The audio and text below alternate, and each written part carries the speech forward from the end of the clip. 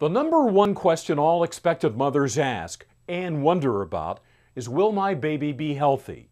Today's technology allows doctors to detect congenital heart problems early, so treatment can begin immediately. We spoke with Dr. Pierangelo Ranella of Children's Hospital of Orange County, who explains the advantages of early detection of congenital heart disease. Well, the difference between what a pediatric cardiologist sees and an adult cardiologist sees is that the hearts of these babies don't form correctly. The adult cardiologist will see disease in hearts that are formed correctly. Our patients often have malformed hearts, hearts with holes in them, valves that don't form correctly, parts of the heart that don't grow, parts of the heart that are enlarged. Dr. Ranella told us how congenital heart problems are diagnosed. Typically, the obstetrician will identify mothers that are at risk for having a baby with congenital heart disease, whether they are mothers with diabetes or other systemic disease, or whether they have themselves had heart disease in the past, or if the obstetrician notes on their ultrasound that there is a structural defect with the heart, then they'll send them over to me so that I can do a special ultrasound looking at the baby's heart while the baby's still in the mother's womb.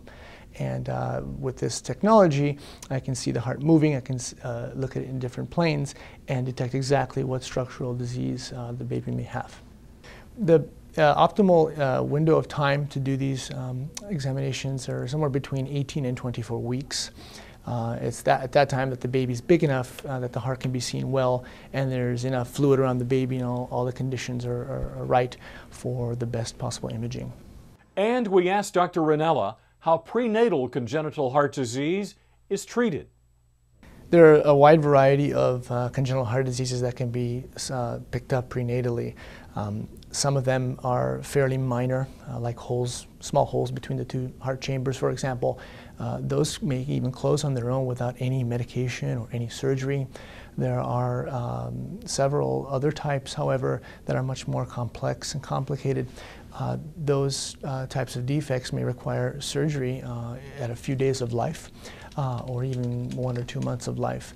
So fairly early in the baby's course, the baby may be undergoing surgery for some more complex defects. The surgeries done for these complex defects are often done within a few days of life. There are some cases where we can have the baby go home for a couple of months before bringing them back for surgery. For the most part, though, before the baby turns the year of life, we would have done some repair to these more complicated defects. As you would imagine, there are great advantages to early detection of congenital heart problems. The most important advantage of fetal echocardiography and the ability to detect these defects before the baby's born is that it really improves the birthing experience quite a bit. Rather than being a surprise, an unpleasant surprise, the family and the doctors involved in the baby's care are aware of what to expect prior to the delivery of the baby, and so the whole experience goes a lot better than it would if we did not detect these problems prenatally. Dr. Ranella told us about the risk factors for prenatal heart problems. I would advise that any woman who has either had heart disease as a baby or has diabetes or any other major systemic illness like diabetes, any mother who is expecting a baby that potentially has a syndrome like Down syndrome, any of those scenarios, I would advise that they seek out referral to a fetal cardiologist for a scan. These are some of the indications for a fetal echocardiogram.